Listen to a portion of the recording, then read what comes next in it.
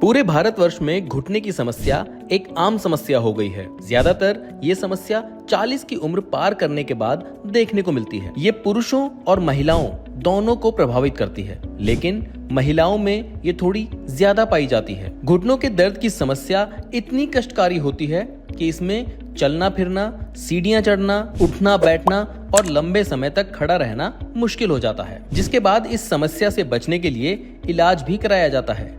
कई बार इसका इलाज बिना किसी सर्जरी के हो जाता है, लेकिन कई बार ये दर्द इतना खतरनाक होता है कि नी रिप्लेसमेंट सर्जरी ही इसका आखिरी उपाय होता है। जब घुटनों का दर्द और जकड़न इतनी बढ़ जाती है कि दवाइयां, फिजियोथेरेपी और लाइफस्टाइल में बदलाव से भी आराम नहीं मिलता, लेकिन कई मामलों में कुछ उपाय को अपनाकर नी रिप्लेसमेंट सर्जरी से बचा जा सकता है या उसे टाला जा सकता है। नी रिप्लेसमेंट सर्जरी से बचने के उपाय जानने के लिए हम फेलिक्स हॉस्पिटल गए, जहां हमारी मुलाकात फेलिक्स हॉस्पिटल के चेयरमैन डॉक्टर डी.के. गुप्ता से हुई, जिन्होंने घुटने के दर्द का इलाज बिना किसी सर्जरी के कुछ आसान उपाय के जरिए समझाया। अगर आपके घुटनों में दर्द या गठिया या आर्थराइटिस की शुरुआत हुई है और उसी समय से आप अगर सही देखभाल कर लेते हैं और अपनी जीवन शैली में बदलाव कर लेते हैं तो नी रिप्लेसमेंट सर्जरी से आप बच सकते हैं।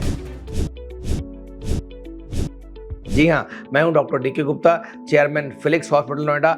आज हम बात करेंगे नी रिप्लेसमेंट सर्जरी से कैसे बचा जा सकता है।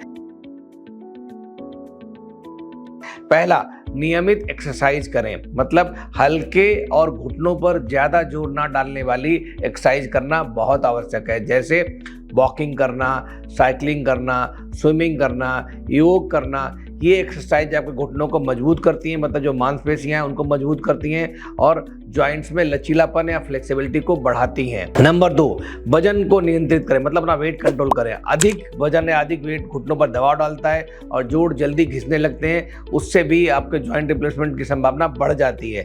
अगर आप 5 से 10 किलो का वजन कम कर सकते हैं तो घुटनों पर दबाव काफ़ी कम हो जाता है और आपके घुटनों की लाइफ बढ़ जाती है और जॉइंट रिप्लेसमेंट की आवश्यकता नहीं होती है। नंबर 3, संतुलित या बैलेंस डाइट लें और ऐसी डाइट जो कैल्शियम और विटामिन डी में रिच है, जैसे दूध, दही, पनीर, अंडा और सनलाइट। इनका सेवन करें, उससे आपका जॉइंट्स मजबूत होंगे।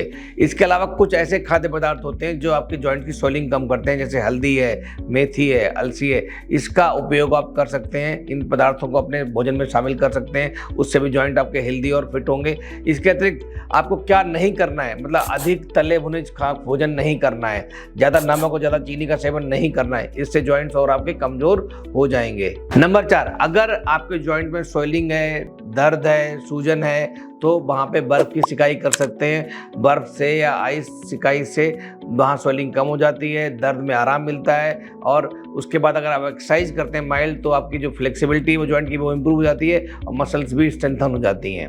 नंबर 5, आरामदायक जूते पहने, मतलब सपोर्ट वाले और नरम तलवे वाले जूते पहने।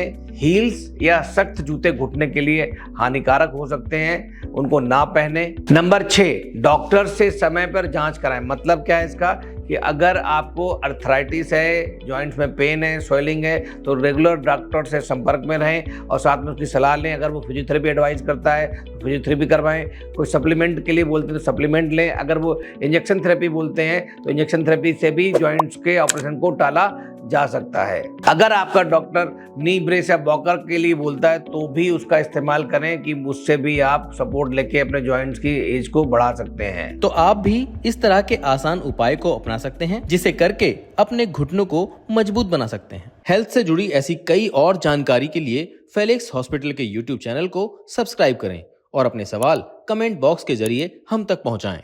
और डॉक्टर की अपॉइंटमेंट के लिए दिए गए नंबर 9810455953 पर संपर्क करें।